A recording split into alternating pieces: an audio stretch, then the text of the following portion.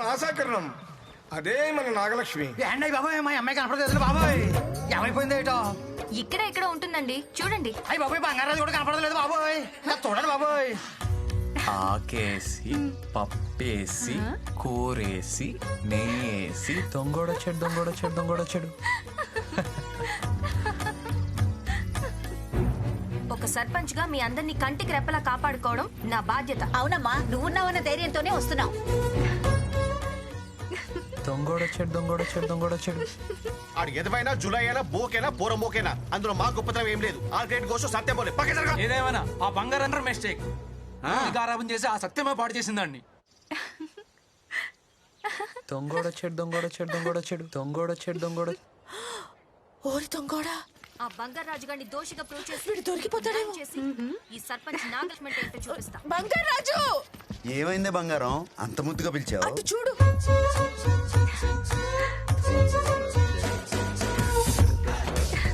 అమ్మ దొంగోడా, ముద్దు వస్తున్నాడు ఈ డాషాలు చూస్తుంటే. వాళ్ళు వచ్చేస్తున్నారు. నా మనవడు దొరికిపోతే పరువు పోతుంది బంగారం. దొరకడే. దొరికేస్తాడేమో. దొరకడే. దొంగోడొచ్చాడు. మా నాన్న దొరికేస్తాడేమో బంగారం. దొరకడే పుట్టికి. అయ్యో మా నాన్న. బంగారాజు ఇప్పుడు ఏం చేద్దాం? సరే.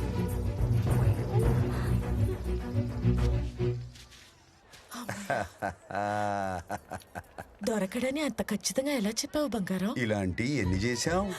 ఏంటి? ఎన్ని చూసావు అంటున్నాను. ఎక్కిందిరా మొక్క. బంగారాజు వచ్చిందిరా జోకరు. రేయ్ బంగారాజు, ఏంటే సుబ్బారావు గారు అమ్మాయిని తీసుకొచ్చావంట కదా, ఏది? ఏది?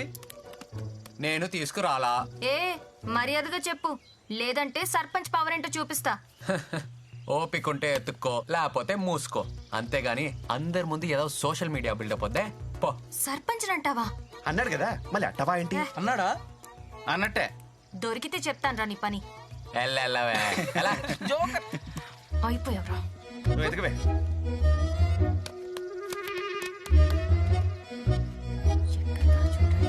మిడిల్. ఏంట్రా? కొబ్బరి సెట్ ఎక్కిందేమో చూసుకో. పోరా. దొరకదు.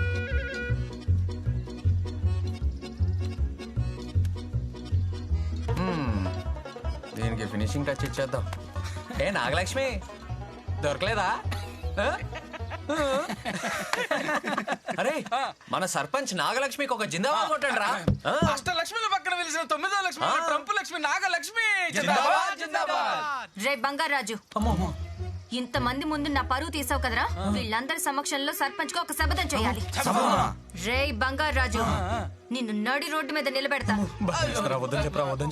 ప్లీజ్. లేకపోతే తరతరాలుగా మా కుటుంబానికి గౌరవంగా వస్తున్న సర్పంచ్ పదవిని తృణప్రాయంగా వదిలేస్తా. ఈ సర్పంచ్ నాగలక్ష్మి శపథం. పదండి.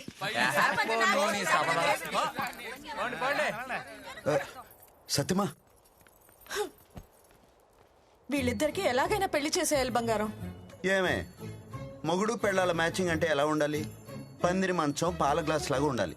వాళ్ళిద్దరికి పొసగదే. నా మాట నువ్వెన్నైనా చెప్పు, వాళ్ళిద్దరిది శివపార్వతుల జాతకం. పెళ్ళైతే 100 ఏళ్లు హ్యాపీగా ఉంటారని పంతులు గారు చెప్పారు. చిన్నప్పుడే వాళ్ళ పెళ్లి గురించి రమేష్ తో మాట్లాడాను. అదే కనుక నేను బ్రతికి ఉంటే వాడి దగ్గరికి వెళ్ళి కూర్చుని, ఒరే రమేష్,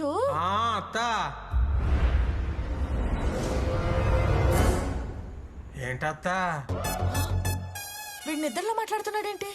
ఏంట్రా రమేష్, ఇన్నాళ్ళ కళ్ళలోకి వచ్చావత్తా? కళ్ళోకొచ్చానా? మరే కాఫీ టీ ఏమన్నా పుచ్చుకుంటావా అత్తా? ఈడంటే ఏదో మర్యాదలు ఈడును కల్లో కొత్త ఇంటికి వచ్చినంత ఓవరాక్షన్ చేస్తున్నాడు. ఒరే రమేష్, నీ కూతుర్ని నా మనవడికిచ్చి పెళ్లి చేయాలరా. నువ్వు అడిగితే నేను కాదనగలనా అత్తా? కానీ అత్తా, ఏంట్రా? ఆడచ్చం మావయ్యలకు బోకులా తయారయ్యాడు అత్తా. ఏదో ఖానా నన్ను మధ్యలోకి లాగుతావేంట్రా? మావయ్య పక్కనే ఉన్నట్టున్నాడు, ఫీల్ అవద్దని చెప్పత్తా. బార్ ఆయన మాట వదిలేరా. ఒరే రమేష్, ప్లీజ్ రా, నీ కూతుర్ని నా మనవడికిచ్చి పెళ్లి చేయరా. నీకు తెలుసు కదా అత్త, చిన్నప్పటి నుంచి వాళ్ళిద్దరూ ఉప్పు నిప్పుని. ఇప్పుడు అది ఎక్కువైపోయి కొప్పు పట్టుకుని కొట్టుకునేదాకా వచ్చారు. దాని మనసు మారి అది ఒప్పుకుంటే నాకు ఏ అభ్యంతరం లేదు. అయినా టైం చూసుకొని దానికి ఖచ్చితంగా చెప్తానులే అత్త. పడుకుంటాను అత్త, పొద్దుటే పొలం వెళ్ళాలి. అలాగేరా. రమేష్ ఏంట్రా కలవరత్నా? సత్యమత్త కల్లోకి వచ్చింది. సత్యమ్మ కళ్ళకి వచ్చిందా? ఏముంది? బంగారాజుకి నాగలక్ష్మికి పెళ్లి చేయమని. చాలే ఈ ఏదవ పేడ కళ్ళు నువ్వును. మంచినీళ్ళు కొడక. దాని మనసు మారితే పెళ్లి చేస్తానన్నాడుగా. నువ్వు వెంటనే భూమి మీదకి వెళ్ళి దాని మనసు మార్చి మనవడితో దాన్ని పెళ్లి చెయ్యి. ఇదేమి పాలకోళ్ళు నరసాపురం కాదే, ఎప్పుడు పడితే అప్పుడు వెళ్ళి రావడానికి. నువ్వు వెళ్ళకపోతే నేను చచ్చినంత ఒట్టు. చచ్చినట్ట ఎప్పుడో పోయిందిగా. ఏళకోళం కన్నానే పుట్టికి. ఇంద్రుడు ఎప్పుడు పడితే అప్పుడు కనపడ్డు. పౌర్ణమి రోజు వస్తాడు. వచ్చినప్పుడు అడుగుదాంలే. దా ఒబ్బో దా.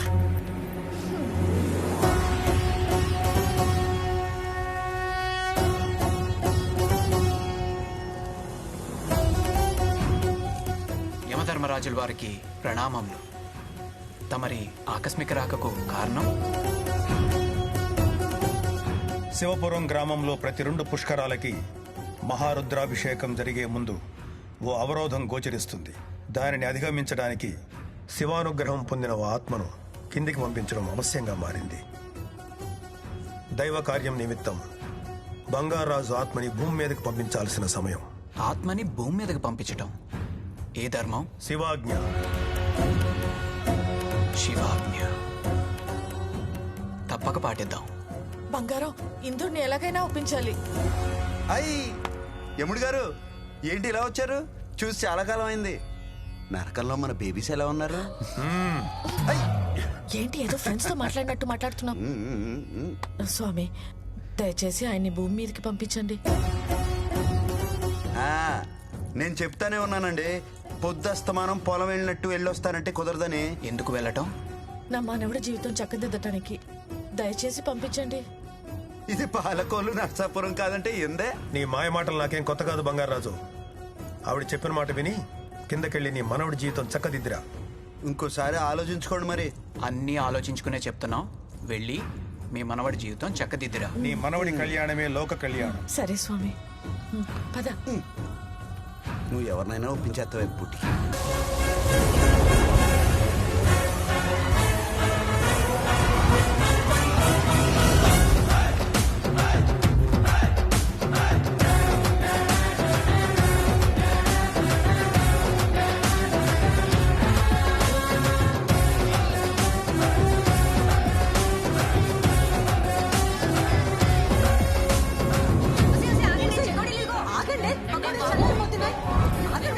ఏమి పట్టదనుకో, ఏదో ఒకటి కొంచెం తినండి.